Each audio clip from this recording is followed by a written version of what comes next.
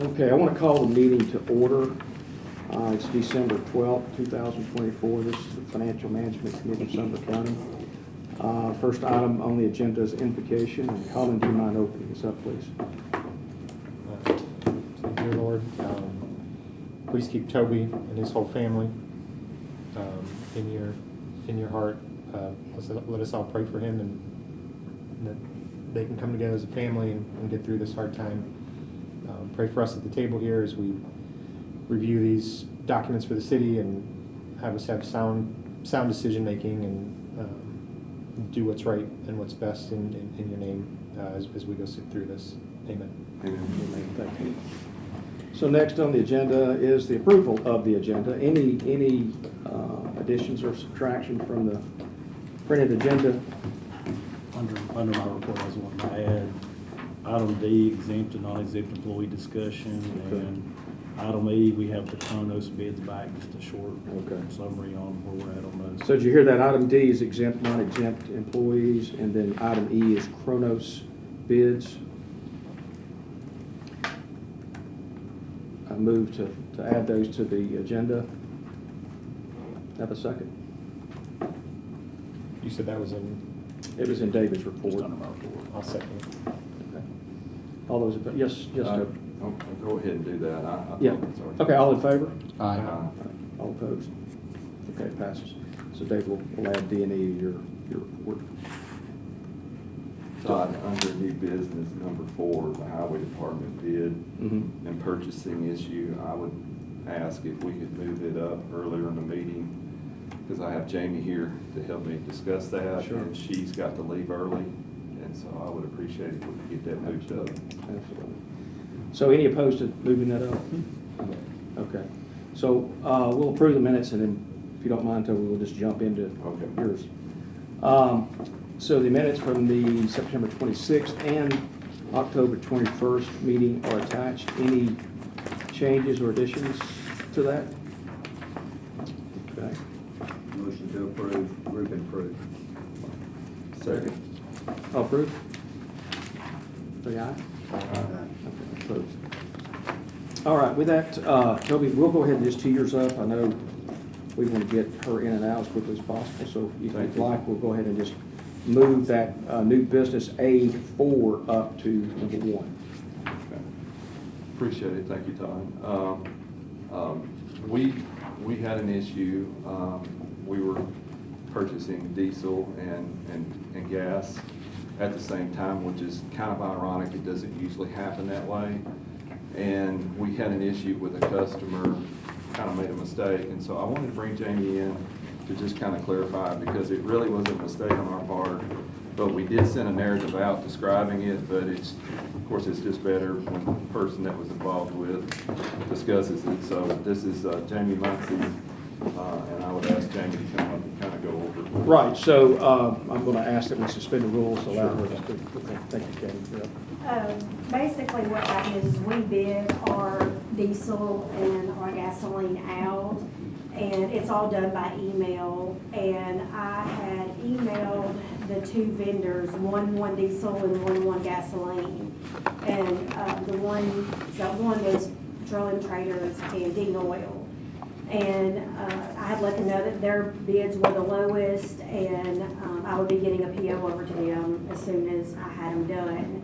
Well, when I emailed back, I emailed Kimbrough Oil just the PO number. They were not the winner. They were the highest bid, actually. And the next day, when the fuel was delivered, Kimbrough Oil delivered both diesel and gasoline, and they were the highest bidder. Then at lunchtime, Dean Oil come to deliver theirs, and we're like, wait, it's already been delivered. And that's when we realized there had been a mistake. So we started doing damage control, trying to figure out what happened. Kimbrough Oil took it upon themselves to think that they were the lowest bidder because they got a PO number, not an email stating that they were the lowest bidder. So to make it correct, what they did is they lowered the price to what the lowest bidders were for the diesel and the gasoline. But in the meantime, Dean Oil did charge us a trip charge for coming to deliver, but they lowered their price enough to cover what Dean Oil charged us. So it should have been a wash. And in the process, we don't normally bid both at the same time. This was a rarity. So to correct the problem, we are not ever bidding both at the same time again. And on the bid form that they fill out, how much their price is, down at the bottom, it has the PO. So when we email back, we email that back saying, here's the PO number and you're the lowest bidder. So there's no confusion ever in the future to correct the problem. But also Kimbrough was low on, it was diesel or gas. No, they weren't low on any, they were the Okay, highest okay. bidder on both. It was Okay. Petroleum Traders and Okay. Dean Oil, they That's were right. the winners, but Kimbrough made it right by reducing Right. the price to Okay. cover the problem. So when did the PO go out When did the PO go out? Boy, I for the mean, bid? I mean, did it, what's the time gap between when it was bid and as what it soon was? well, once I get the bids back and see who the lowest is, what I was doing was emailing saying you're the lowest bidder, and then I would do the PO and email them back the PO number. But now we're filling it out on the sheet and they get the PO number at the same time. But the PO was done way before the fuel was ever delivered. Got it. Like it's right after they're awarded the bid. Got it. Now, I know, David, you've done some work on this. Any other facts that you want to throw in that might be relevant here? Well, when we were looking at it, and that's what our question was, is the actual PO itself says it's to Dean Oil, so did they actually receive that PO? Yeah, the POs were for I'm Dean sorry, Oil, Kimbrough, the actual POs. and we had to redo a PO Okay. for the, That's the questions we had, because the actual PO says Kimbrough Oil 911, and the actual delivery tickets for the oil are on a 911, and it says the truck was dispatched at 7:31 a.m. and arrived at 8:09 a.m. at the highway department. yeah, because they weren't supposed to deliver. Well, that was the question we had, because the narrative said that you guys did the quote on 8/11 and they delivered 9/11 and they delivered the next day. Right. But what we're seeing, the actual truck, according to their haul tickets, actually delivered 9/11 on 7:33. So did you guys quote on 9/10 or 9/11? I don't know, I feel like it's been, Well, that's I what mean, we're it trying was to the line next up. day we quoted it and then it was delivered the next day. Okay. So it was bid on 9/10. Okay. That's wrong on the narrative.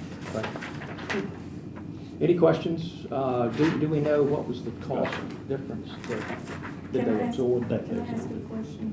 Mhm. Are you saying that you got your original PO to Dean, and then because Kimbrough delivered, you voided that one and reissued another PO to Kimbrough? Yeah, because Kimbrough was billing us, so we had to get a PO for them.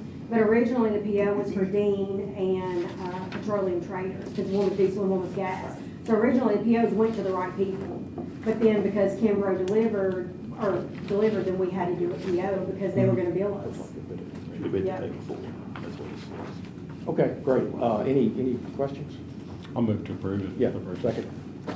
All in favor? Thanks, John. All opposed? Yes, sir. Kevin, thank you. Thank you for the team. Yeah, gotcha. All right, let's move on to report of chairman. I've got a couple of items to, Hang on, real quick, before we move on. I don't know Yes. if you guys saw page 146. This is fantastic. We could make this a template for like some of these. I don't know. Like corrective action, all that. This is explain awesome. what So, happened. Thank you, yeah. Thank you. We'll move on now. I just want to say thanks for that. okay, so, under I was the worried about that. chairman report, we have a few items to talk about: purchasing update, utilities, and discussion of the investment committee. And I think, David, you've got some history on the purchasing policy. I think what I would want to do is just understand what changes did we actually ask the subcommittee to make, There was and then what steps have been taken so far to convene a subcommittee. They've met a couple of times and made a few changes. It just hasn't made it back up to the committee. And I think and it's been a couple of months. It's this email. The one sent to Ms. You want me to Boyd? go We ahead? could- Yeah, pass it out. Yeah. Because she asked me, so I summarized a couple of the things that need to be changed, such as the bid limit, several items that just need to be added in there. Okay. So what's the ask, David? Is the subcommittee actually meet and move forward on the recommendations? Yeah, I think that's what Ms. Boyd was asking. She put it on here. Okay. She had requested that they meet and commit policy back up to the committee. This may be a silly question. Who's responsible for the subcommittee? Is that the chairman of this committee, or Eric, is there a committee chairman for the subcommittee? I guess my question. They elect the chair. Who- The subcommittee elects their chair. Okay. Yes. Have they elected one in this case? Not this year. Not this year. So how are we moving this forward without a functioning committee? It probably needs to be, my thought, and maybe you have different, is the chairman of this committee, probably because it's a member of that committee, Yeah. would probably need to call a meeting. Yeah, that's what I'm thinking. So I know Terry, by default, I think is chairman of that committee, or is that just my read of it? Should be ex officio anyway. Okay. She's a member. So what we need to do is just to visit with Terry, but I guess my point is, I went back and looked at the minutes and meeting agendas from several months back. This thing's been hanging out there for a while. I'd love for us to have, a final document in February. Does that seem reasonable? If we could do it late February, because January is when we'll be starting the budget Yeah, process. okay, well, if it's late February, that's fine, but I'm just saying, in February, I want to make sure we can move this off of the agenda and get the policy updated so we can get it implemented.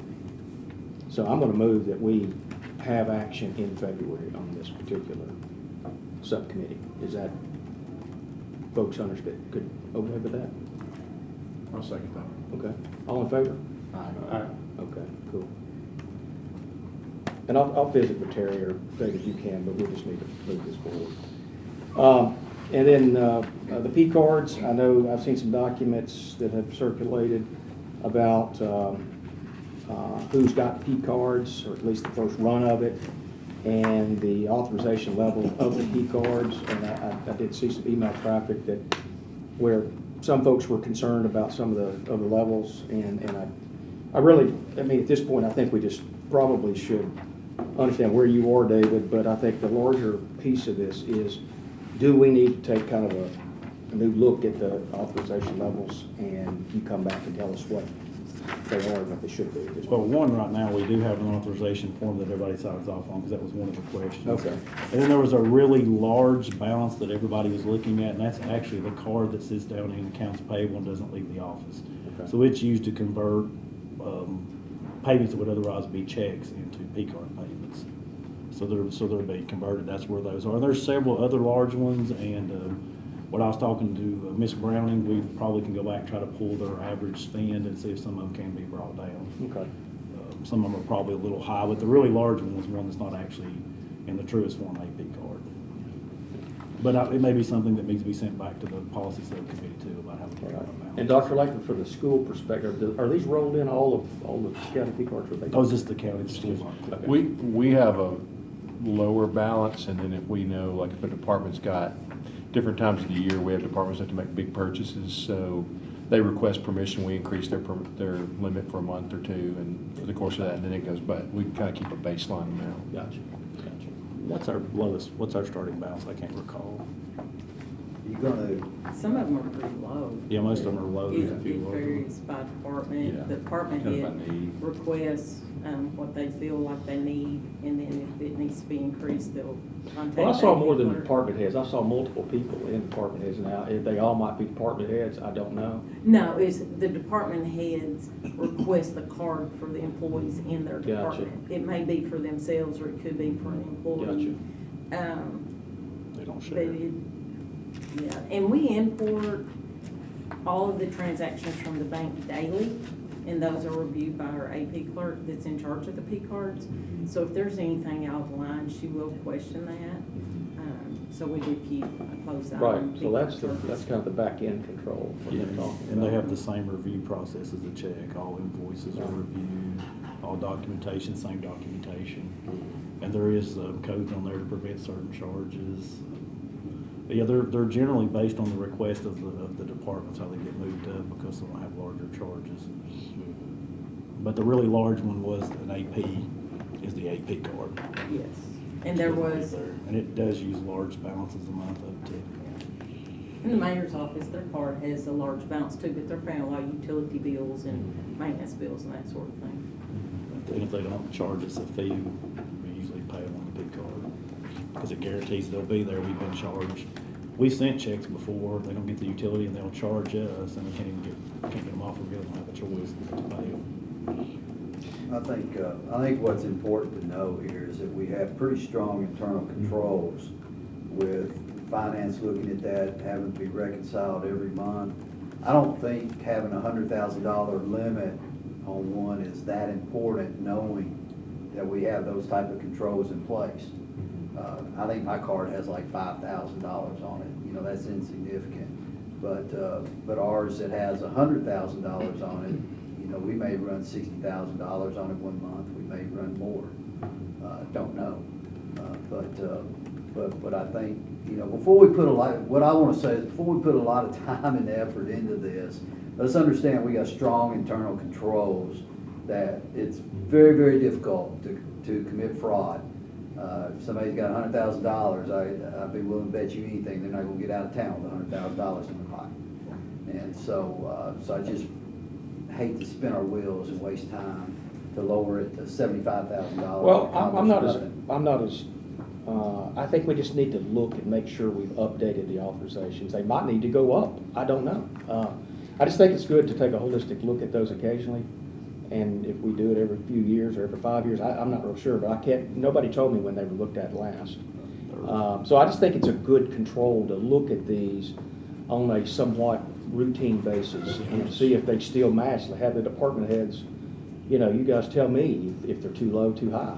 I'm just thinking, since 2000, I was chair in 2014, I mean, the vast majority of problems we've had is when somebody buys something for $550 instead of $500 or something like, you know, that's been the majority of the PO violations we've had, not really. I think people using P cards are usually pretty savvy about following the rules. We've had, I think, one problem with somebody using a P card, and it was flagged in AP immediately, and it was dealt with, and would have got law enforcement involved if it went any further, but they do get reviewed well, and the very large card does not leave the office, and it's actually locked upstairs, and it's locked in finance and locked in a file cabinet when it's not used in an alarmed area, so it's not going to be out on the street, a card with that kind of balance. It's a internal office card is all it is. But we can go back and review some of the larger balances. I wouldn't think it would be advantageous to look at the small ones. But Yeah, I'm good. anything over 5,000 is probably worth looking at. I think our default low ones, is it usually 5,000? I can't recall that. We don't have a default. We didn't have a default Some of low. them $500. But I think a lot of them was it 5? A lot of them on the list, I can't recall. I'm looking at it. Well, let's do this. I mean, I think I'd like to make a motion that these be reviewed, anything over 5,000. You come back maybe in February and tell us if we need to lower or raise any of the limits. Have the department heads understand what the needs are. We'll just call the department head, and if there's any unnecessary balances, we'll start to work with them and bring them on down. Cool. It's the easiest way to do it. Anybody that doesn't have the spins that support it. One question I got just from a control perspective, you guys are looking at everybody's transactions, right? Who looks at yours? Like my card, Well- it comes in, and I actually, the only thing I would be charging would be like travel and stuff. And it's coded up front in the area, and I think, Beth, who reviews the card? David doesn't have a card. I do. I don't have a Our card. finance Yeah. department has a card, Right. but David doesn't have a card. I don't carry a card. So nobody that's independent of the Maybe. finance group looks at the transactions. I mean, Mayor, you don't see them, or, I don't have authority over finance. okay. Not that that's an issue. I mean, if you're talking about Probably this internal. committee that would be responsible. Yeah, that's. Jessica reconciles the finance card, and then the AP clerk reviews those Reviews all the transactions, just like transactions. she reviews everybody else's. Yeah. We could send them ones that I've made now, they're gonna be to, I think, TSCPA, and I'm not sure I've made any Yeah, other. I'm not worried, in particular, David, I'm not worried about your transactions. I think If you're just looking at the internal controls that the mayor was talking about, that's part of it. I mean, everybody needs to be accountable to somebody when it comes to spending money. By general rule, and since I've been here, I never have written a receipt, written a check, or any of those, because I consider those very important internal controls. The only time I use a credit card is if it's for an account where it's on a personal account, otherwise can't get something like my TSCPA training account and stuff. That's the only ones that I can recall that I've ever traveled, charged on the P card. But yeah, but I don't have one I actually carry with me. So the 300,000 that's sitting with the finance in terms of limit, that's there for payables? It's accounts payable, so we convert charges that are otherwise checks into P card payments in several times. The finance department though has a card A small for one. that purpose, and then we have a card just for That's- finance department charges. Yeah, That's it's where I was much headed. smaller See if on they that were one. different. Yes. Okay. Totally separate cards and So your totally small. P card that you use for like TSCPA, those things, that would probably be in the $5,000 limit. It may be a little more because we have office equipment and Okay. supplies and all that runs through there because we have one person reconciling it and then one of the AP clerks reviews it. But, and as I say, the same thing, just like I was telling Ms. Boyd, any of those accounts, anybody can pull an analysis and look at them. They're all confidential or anything, so and they do get audited. Those are all my questions. I just wanted to get it out there for discussion. I'd seen a lot of email traffic about it, so. And just one thing we do get audited every year, and I know an audit's not a guarantee for fraud or anything, but just like most auditors are looking for material misstatements, but I can say without exception, when I was an auditor, and I think your auditors do, they'll pull my payroll and my transactions and the mayor's, even though he's not up there, and Bess and all the people in finance. So they will get looked at that point too. Yeah, okay. So I think, we have a motion, approved a motion, February, come back with P card limits and looking at those above 5,000. And you have a recommendation, we should keep it lower and raise it. So, okay, moving on here. The B is utilities. Terry and I spoke briefly, but update me what we're trying to do here on this. Terry's mentioned if us actually paying the utilities have authorization to just match the bills and pay them. I've done that before in other areas, but we had a larger AP crew and it takes longer. When you do that, one, you have an authorization for each year, but the AP clerk will go and compare it to last year and stuff like that. But we really aren't staffed up to do that or set up to do that right now. And with the chronos and the AP and everything else going on, I don't think that's really probably the most advantageous project to take on at this time. Who does it currently? Is that through the mayor's office on these ones? Is there an issue? I mean. Most of them. Well, there was. We had a communication problem with Gallatin Public Utilities. They said we had a leak. They said they were calling finance. Nobody was answering in finance, they said. I don't know. But once they got in touch with us, we got the problem fixed and everything's okay. We've gotten a credit on the bill, so that should be communicated to finance here pretty soon. But that was the issue, but everything's been resolved. Okay. And same thing as if it's a leak until somebody calls. You won't find it to the next bill where they call us from the utility district. So what I'm hearing, Dave, you really don't have the bandwidth to do it, and what you're saying is really not an issue other than a couple of months. I really don't think it's an issue. Okay. So at this point, we'll move on from this. If it needs to be brought up later, we can talk about it a different day, but I don't think we need additional action on that right now. Okay, let's move on to the investment committee. I know I've been talking about this for several months, and I spoke to Eric a little bit earlier today. What I'm trying to do is understand the next steps to formalize an investment committee. And I think we had talked about this committee serving as the investment committee, which I'm good with that. I mean, that sounds reasonable to me. But to do that, I think we need to kind of dig back into statutes and understand what are the duties and responsibilities of an investment committee. And do we have, Eric, a charter of some point that was approved years ago that we need to look, revise, remove? Just want to make sure we get all the documents in order before we move forward. And I do think that correct me if I'm wrong here, a couple of months ago, there was a recommendation made to the general ops for them to appoint committee members for the investment committee. Committee on committee. Committee on committees, I'm sorry. to appoint members for the investment committee. I think we need to follow up with Chrissy on that, to see kind of where that's at. But just want to make sure we got our ducks in a row, we're doing it in the right order.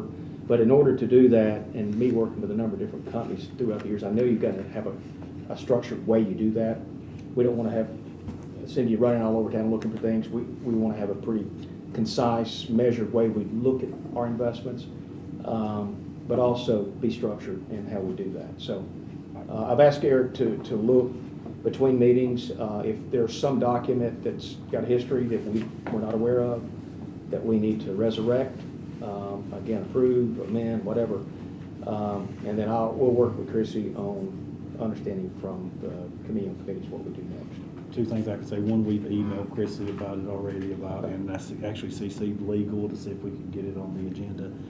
Number two, we did, and it was back, I believe, probably 2013 when we had a hospital sale proceeds. We had several meetings about investment committee, and that was when the former trustee was still here, Ms. Nelson. And the thing they determined then, we were very limited on the investments, but they were starting on a preliminary policy, but I didn't get anywhere at that point. So there's no, so I can't answer, there's no policy on it. Right. And, but the statute is included for the adoption and the allowed investments. Right. That's 2012. No, what you got is the general law, which Yeah. authorizes investment committees in the packet, and then actually the general law or statutes actually tells a group of authorized investments. And then even though you can read through it, but there's also a reminder that was sent from the state not too long ago that several investments that we used to be able to invest in is no longer AAA rated. Because Yeah. we can't invest in them Yeah. anymore. Okay. You have any questions there? I do not. Don't get into I got enough to run with. Okay. Are we saying policy or charter? Are we saying policy? Well, I mean, a charter kind of drives a policy, so I'd say a charter first, and we'll determine how that's a working, what the duties and responsibilities coming out of a charter. Yeah. Okay, any other questions on the investment committee? I know I've said a lot here, but no, okay. Let's move on, report from county mayor. Mayor, do you have anything? No report, Mr. Chairman. Okay. And law director, do you have any? No report. No report? Well, I take that back. I do have one. I don't know if David's gonna wanna bring it up. It may need to be addressed in the future. I put it on my report. Yeah. Did you? Okay, then I'll wait till David's report. Okay. All right, and Cindy, you have a treasury report. Do you want to walk us through that quickly?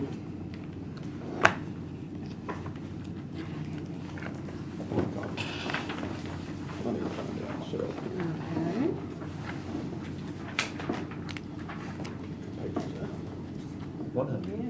Yes, all investments we've collected, over 18 million for the 2024 taxes so far.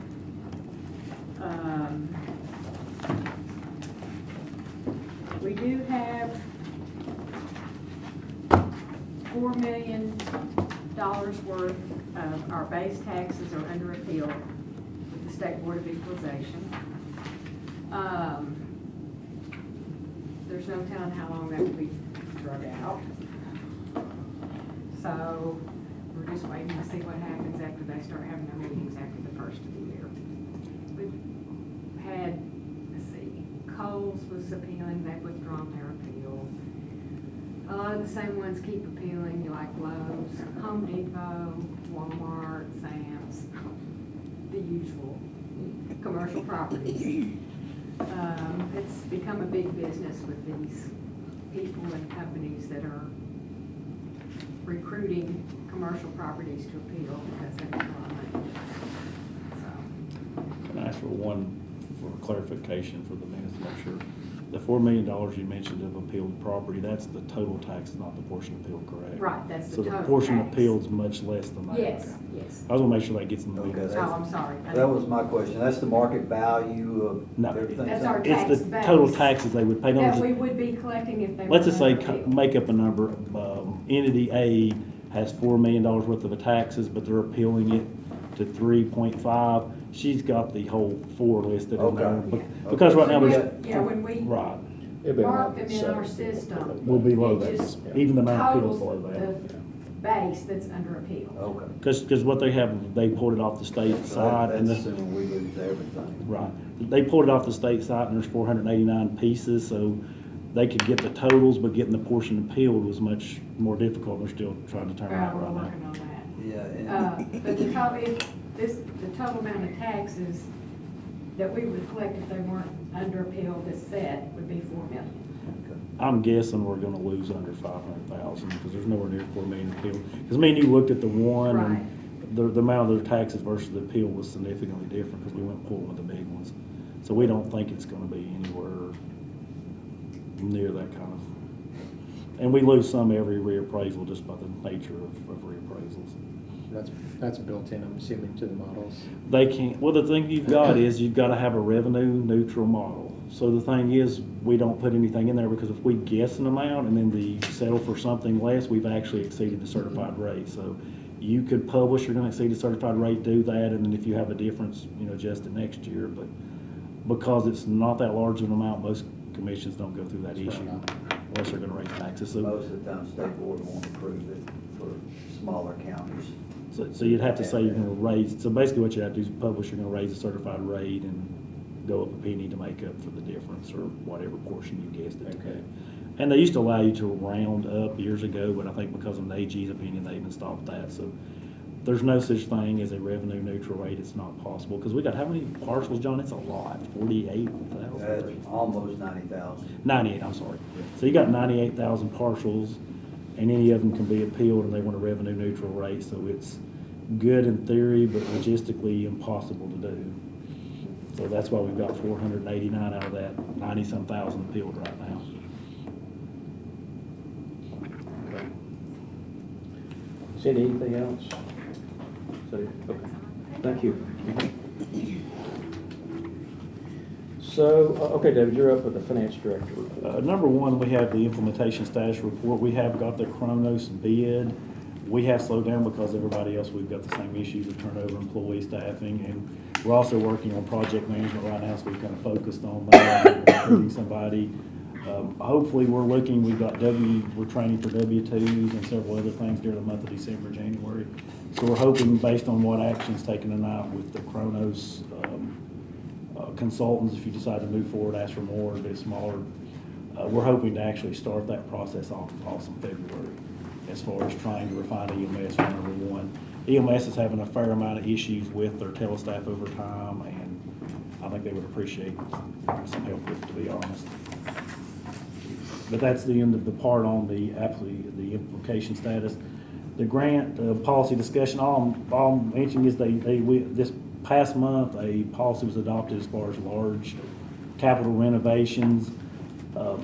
In the month of February, I'd like to bring something back as far as a grant policy discussion, as far as how we're going to document grants in the system and make sure we got the information. That's part of the 2012 Act, but at the same time, when we start looking for things, if grants are maintained in other areas, it's not always easy. And we've determined that's gotten harder as the county's grown larger. So nothing at this point. Item C, and this is just for a point, we issued Toby, based upon his request, a PO for the rest of the year. If you look at your purchasing policy, it says asphalt can only be for 1 month. But talking to Toby, we can't find a benefit doing it 1 month versus the rest of the year. So this is your point, and you may even want to vote to grant it. But right now, we have issued him basically a 6-month PO, unless the committee objects, because we didn't see any benefit to make him break it down into monthly segments. Because when you put it into our system and he does payments, it tracks the amount spent anyway, so all that does is really make us close a PO with him and then open another and make him track multiple POs across multiple months. Unless you see a benefit, we're going to run on with the 6-month PO. And then there's another issue, and I told Toby I would mention it. He was in the process of working on roads, and he has 2 things. He's got what's called state aid roads, and he's got local roads, okay? The state aid road, he's got lots of money. But his local road budget, he was down, was it $30,000, Toby? Yeah. We were looking, okay. So basically, we say it's very not advantageous for him to adjust money between the two, because the state aid's paid, is it 98 or 97%? 98? This year on the roads that I've got, with the setup they have, we're getting 98 cents on the dollar 98 back. cents on the dollar back. So that means when he runs out of that, if he moves between those lines, it would drain his budget. Well, Toby planning to drain out of concrete, maybe even fund balance because he ran out of money, has ran on forward with spending out of his highway budget. It would be, because the county commission hadn't approved to use the $3 million, so we couldn't issue the PO. He's requested, even though the money technically hadn't been released and the PO hadn't been issued, if this committee would approve him to go ahead and pay, it's about, did you say $500,000? It's around $500,000, and the reason, Out of this PO versus his highway budget, because his highway budget is very tight. His plan was to cover it either way, drain his concrete, asphalt, and other items that he has over in his highway budget. But it would actually benefit his highway budget more if you would allow him to pay it off this PO. Because his highway budget was already under the 2/12 recommended by the state. He was somewhere between 1 and 12, 2/12. But that was a request he made, and that's actually what the money's for, and it'll keep us from doing so many transactions, and it'll be a lot simpler process. Of course, I went to David to discuss it, and I think he feels the same way. It's just something that we got in a situation where we had some roads opened up. I had one road open up 16 to 18 inches. I had to get it built back up and safe and opened back up. So it was a situation we knew we were going to get some money. We just didn't know what it was, and I had to make the call to do it. And it just, now that we've got this, I would ask that we could go forward with it. So we're not changing the total dollars, we're just reallocating. well, two things. He's got $3 million. Right. So we're asking to allow one, he didn't get a PO yet, to allow one to post these expenses even though he didn't have a PO. The only other issue is the county commission hadn't physically appropriated the money when he spent it. We could send it back to budget, get clarification they're okay with that, but I think right now the first thing before we do anything is the committee's okay because he didn't have a PO yet because of that. Grant him a preliminary PO exception as long as budget's okay, that he's spent the money that comes out of this pot before it was appropriated, even though he's gonna take it out of another pot. Right. It has to be covered one way or the other, but the most advantage for the highway department is not to take it out of their highway fund balance. It has to be paid one way or the other. It's gonna come from pot A or pot B, and pot A doesn't have a lot of money. And that totals $500K, right? Okay. He's not gonna spend over the $3 Gotcha. million anyway over there in the county. And you guys are looking at balances and making sure that, Well, it'll track, every time he sends us a payment, it tracks it off his PO. That's the thing about us doing the PO in our system, it encumbers it and it tracks it as it goes. Yeah. Because this money came from capital, Toby was required to get a PO, so Right. every time he sends off a payment, it'll come off. As long as he asks us each month, we can monitor his balance, and he watches his balance, like at the end of May, based on the payments he's paid, we can show him. And toward the end of June, it's pretty easy for us to do. I'm inclined to move forward with it. I mean, what I would ask Toby is that, it maybe it's a month, 2 months, whatever that number is, come back to the committee, let us know how the 500,000, how you're matching against that in terms of what you requested. If you need more, maybe we need to allocate more, I don't know, but. What he's saying, he's, to make sure we're clear. In other words, he's already spent the 500, he wants to count toward Oh, his 3, it's already here. I got you. He's wanting to count No. toward the 3, he's gonna monitor what's coming out of his 3. So Okay. two things, if you guys are okay with it, or your group, because he spent it before he got a PO, if you give him a preliminary approval, even though he didn't have PO to pay the 500,000, then that, and send it over to budget and make sure they are okay because he actually spent it before we appropriated the funds. Right. And if you guys, if you're okay and the budget's okay, then allow him to post it out of the highway. Gotcha. That's the only two things I would say, and if they feel comfortable with the commission to approve it. But the most advantageous, because it's gonna be paid, gonna have to be paid one way or the other, is for it to come out of the $3 million versus the highway fund. It's gonna be really hard on his highway fund over there. Can I summarize this so I've got it? He's got 500 that he can spend on whatever he wants. 3 million, not whatever, but more flexibility. 3 million that's not appropriated.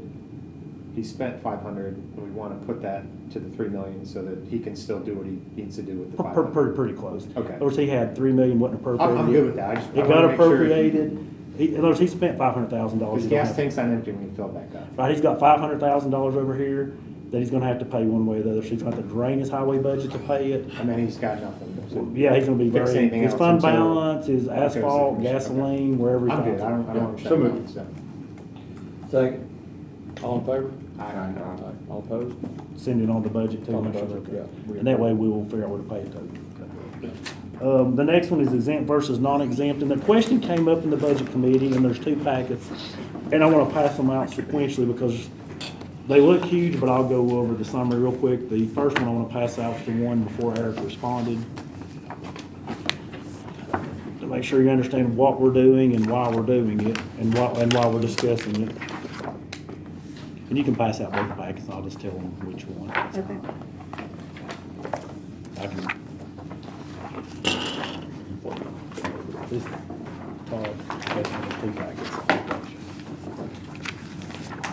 Everybody gets around. The first one we'll talk about, if that's okay, will be this, for the better word, the fact packet, I guess is the best one. It's got the county personnel policy, and it's got the question that came up. The other month, we asked for some money for some payout on compulsory balance, and I think it was Mr. Hyde that requested, and I think the budget committee made a motion for it, that they wanted the committee to look at payout on comp balances and who was paid comp balances. And this is to kind of tell you the history of where we're at, and just kind of say, back in 2021, we amended the county's policy, and part of the discussion was on compulsory balances. The legal advice, which I think Eric, don't want to speak for you, but talking to him, he pretty much agreed with the legal advice we got at the time, based on the way the policy was written, was to follow our historical customary practice. And if you read down here, there's 3 historical customary practices, is that all department heads are treated as exempt and they do not earn compulsory or overtime. That would be elected officials, department heads, they're automatically kicked out.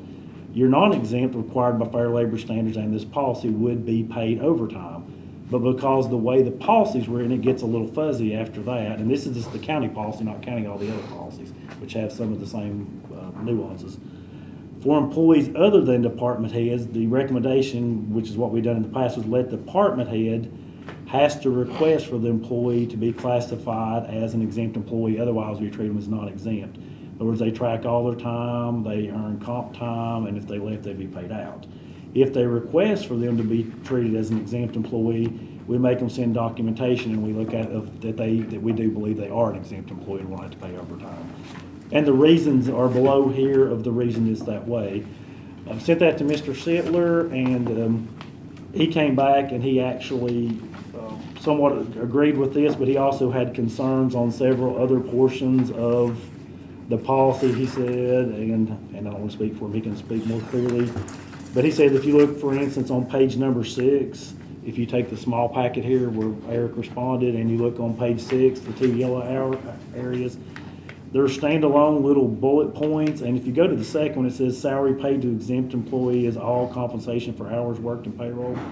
But if you go back earlier, it says hours more than scheduled total will be compensated as appropriate. It doesn't really go into what's appropriate or who it ties back. And then when you go on back, it talks about like the next page, employees that are exempt from overtime, and it says it only removes the requirement to pay, but it doesn't say you can't, which is the same thing Leah said. Then you go back and look at the employee acknowledgement, it doesn't talk about it at all on the next page.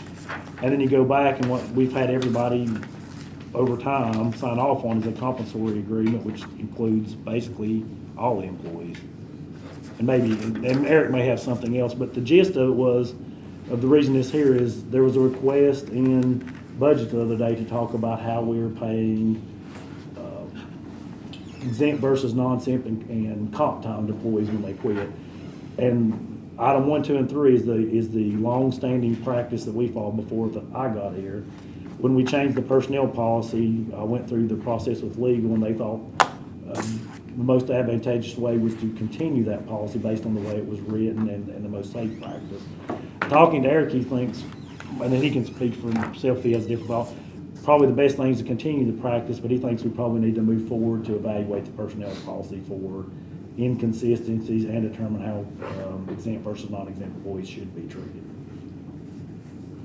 Was there a particular event that created this question? Well, we had an employee quit that'd been here a while that was transferred to my office, and I didn't have enough for the overtime. So I asked for overtime and comp time, and there was a discussion of which employees get overtime and comp time and how much they can get.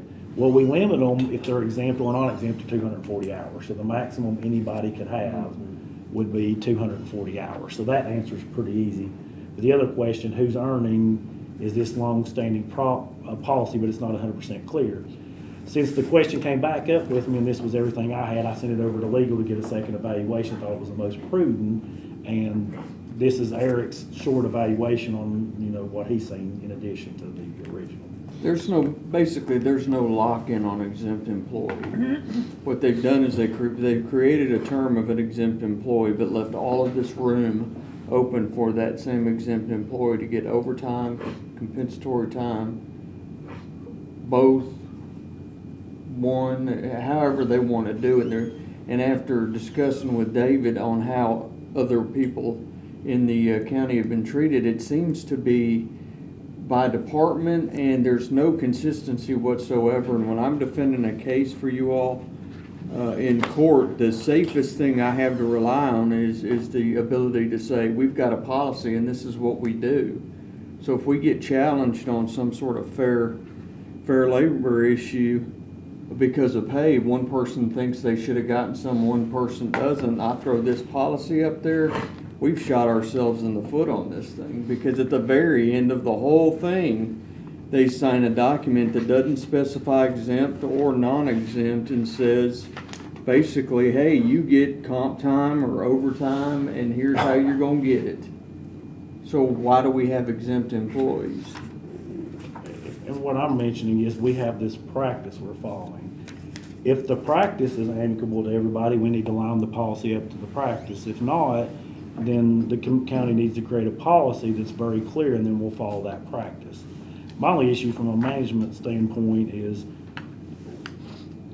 when you do the non-exempt, sometimes you lose accountability, and then sometimes you have huge pay disparities between the non-exempt because some of them's earning overtime and not, and some of them that are earning overtime as exempt employees are working large hours while the other ones are working small. So you can see that from office to office. So, but my only point is we probably need to look if the actual long-standing practice that we've been doing since way before my time is acceptable. It may be the best thing to align the policy back to the practice better. And that's to pay out the comp time. Well, that's to let the department choose, but you've got to, because right now, the way Eric's looking at it, there could be an argument that all the exempt employees, even if the department head wants to treat you exempt, could be eligible for overtime. Or two people doing basically the same job, but in different departments getting paid differently. And I can give you examples. I know an example, I'm not gonna say who, but I know there's when we did the salary survey, it gave levels of jobs, okay? I know one that has somebody that is in a lower level making quite a bit more than the other person treated as exempt, but the other person gets to earn overtime. Plus this person's been here for a longer time. So if you remove the overtime, then you're gonna have a huge disparity. The person in the lower levels is gonna be making more, significantly more than the person that's not earning it. So if they do look at it, there needs to be probably something looked at about where the overtime goes. And we know this past year, the EMS had several employees that were exempt that earned overtime, but they took I think it was their average overtime and added into their base salary and made them exempt. I think it's what they did this past year.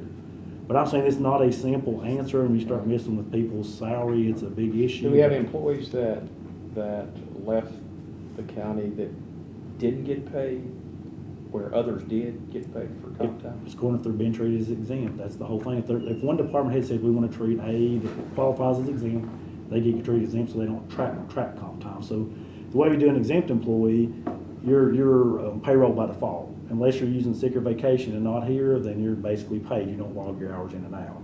Your other employees log hours in, out, and use sick or vacation. Right. So they earn comp time. So if we got an exempt employee and we're saying we're not treating them as exempt, they're logging in and out.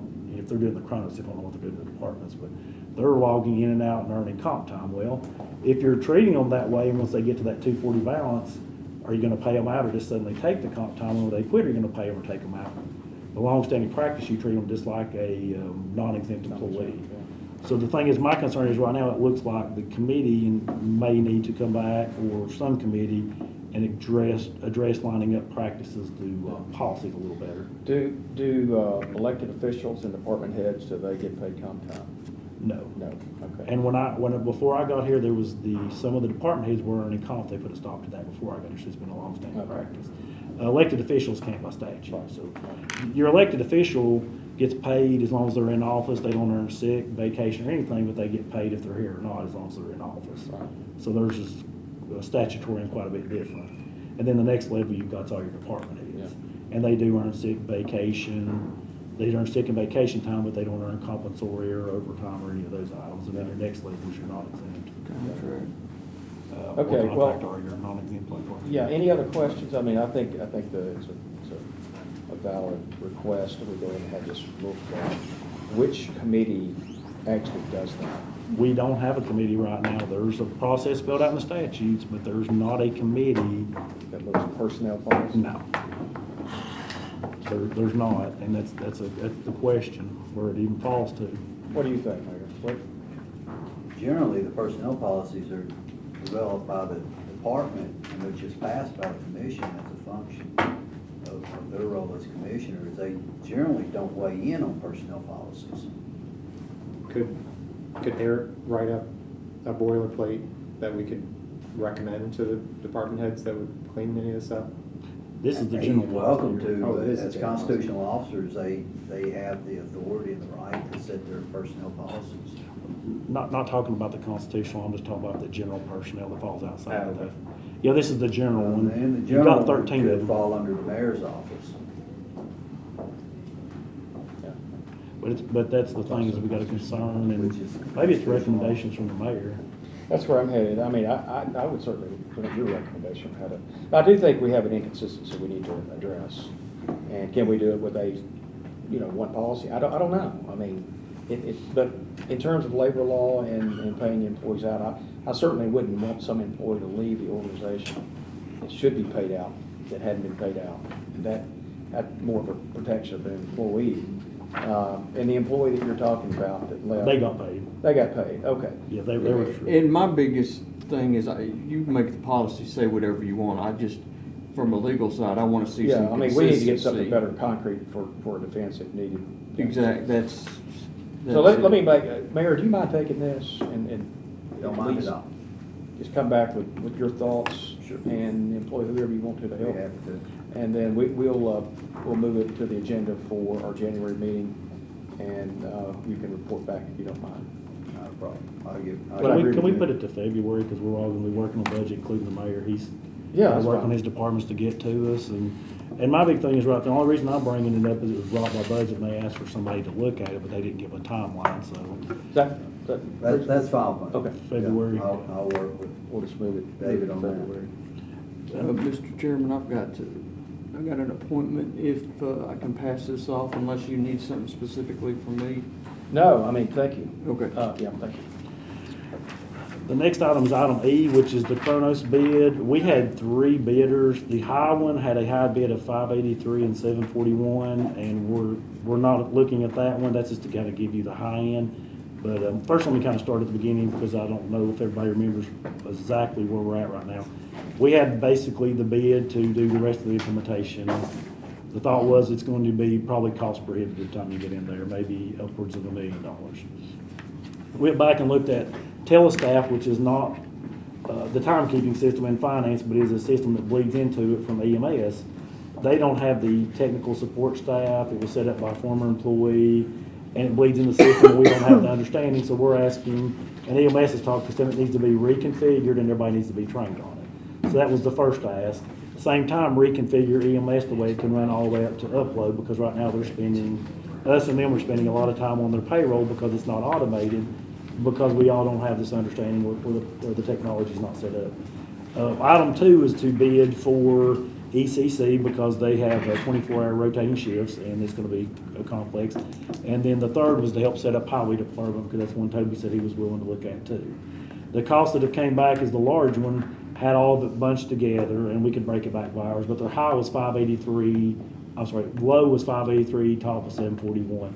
We believe that's totally not within the range and not a good bid. They've overbid it. The next one, which is kind of middle of the ground, they bid to do the EMS, which would be the Telestaff and the UKG, for $76,500.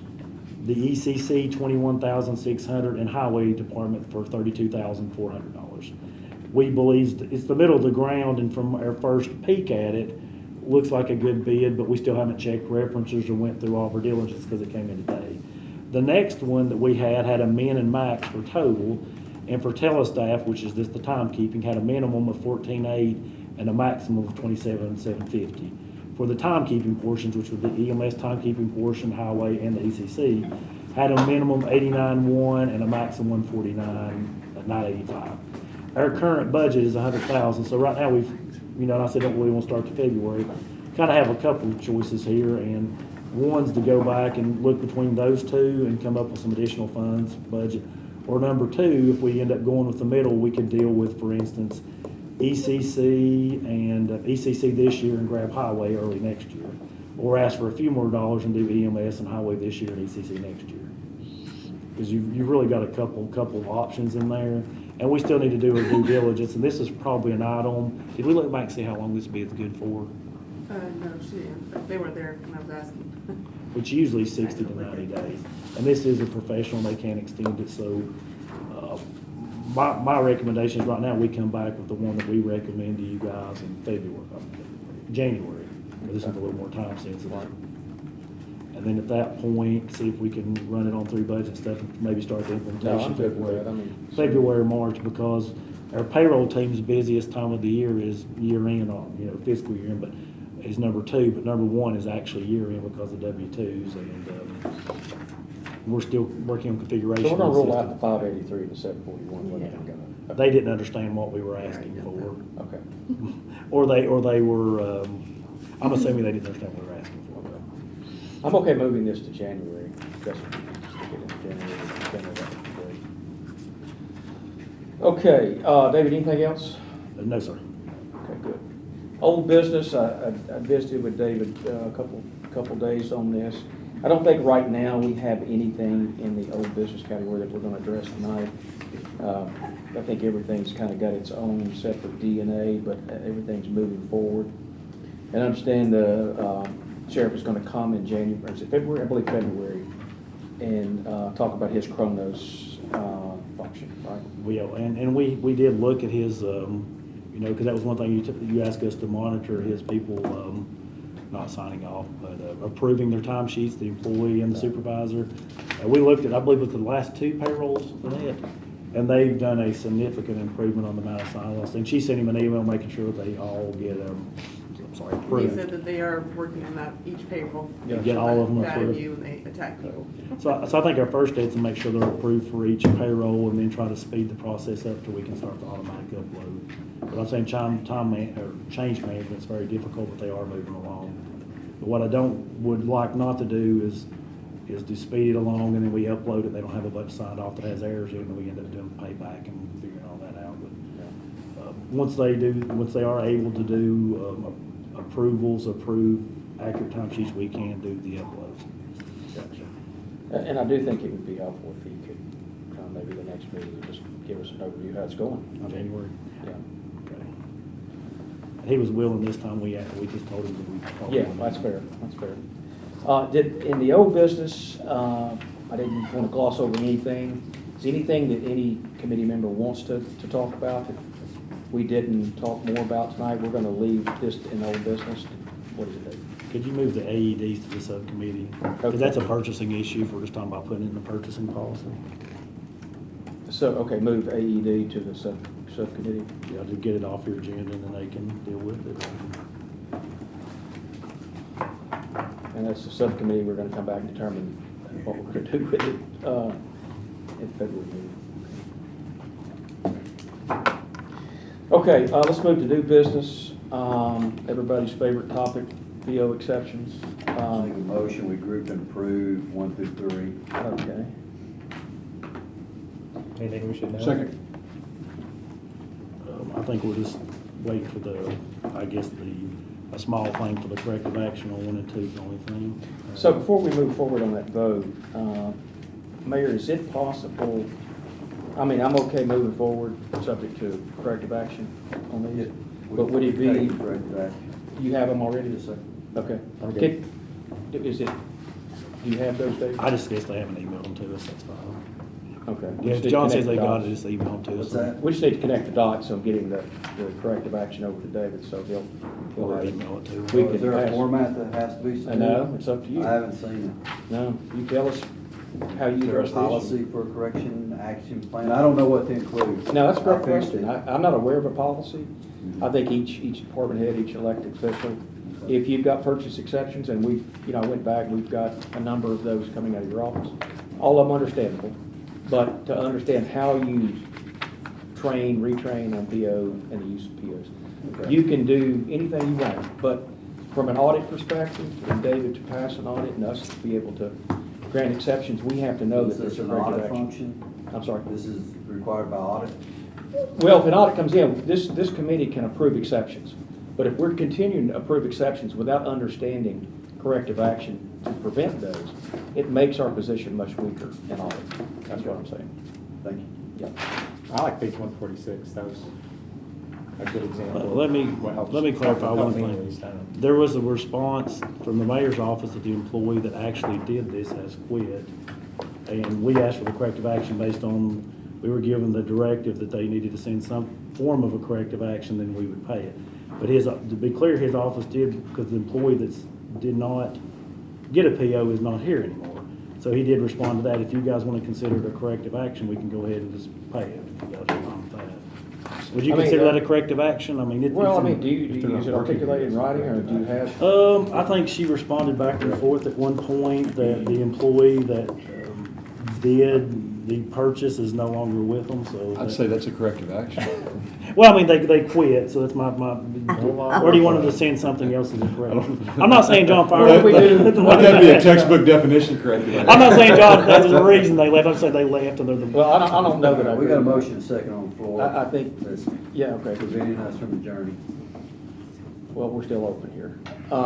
So I have a question in terms of what a corrective action should look like. If an employee leaves, and that's the reason you have an exception, what if another employee leaves down the road and you have the same exception? Is that not repetitive failure of control? Yeah, but if I was looking at a corrective action, I would just say, in the simplest form, you state what the problem is, what you've done to try to make sure it didn't happen again, and really short, and that would just be it. Okay. If you're good with it, I mean, you're the finance guy, you have to tell us that you have the right controls. Well, the thing is right now is the committee said a corrective action plan before we pay it to come back to the committee. And right now, in their email somewhere, Trail, I did see, to be fair to the office, they said that the employee has quit, and then we asked for a corrective action plan. So we're still waiting on the committee anyway. So after you guys approve it here, if you consider that response of a corrective action, we're going to go ahead and pay it. But if you're wanting us to wait on a corrective action, it's Okay. kind of up to you guys which way We you have a want to go. motion and a second. All in favor? Aye. All opposed? Okay. Moving to item 4, Highway Department and purchasing issue. We've already discussed That was that. the first Before thing. we I thought you wanted group 1 through 3. Yeah, Four's we already moved approved. that up and discussed that. My bad, first. yeah, we moved that up, we've already got that. Motion And to the adjourn. sheriff's office, you've already got a corrective action? He's got on that? he actually wrote a physical corrective Page action plan. 146, it's my favorite page in this Gotcha. entire meeting. Okay. I didn't Favorite- call. My Do you like favorite that page one? I've ever seen. No, the sheriff has a corrective action plan in there too. Right. Oh, okay. No, he's actually got a physical one in there telling what happened and how he's. And we've covered it all. The only thing I did want to note is there is late charges in there, and he did a corrective action. We can't get them abated, just wanted you guys to approve payment including late charges. How much is? I think it was $220 to give us. 20,000. And that was some type of renewal of a subscription? Yeah, he had software that he didn't realize hadn't renewed. They let him continue doing it, but then when he wanted to do an update, they refused, so they make him buy software back at the beginning, and they charged him a late charge of $220. And he said from now on, he's gonna monitor the software. But you've got the corrective action, so we're good. Yes, sir. All right, with that, I'll make a motion to adjourn. Second. Second. All approved? Okay, we're adjourned.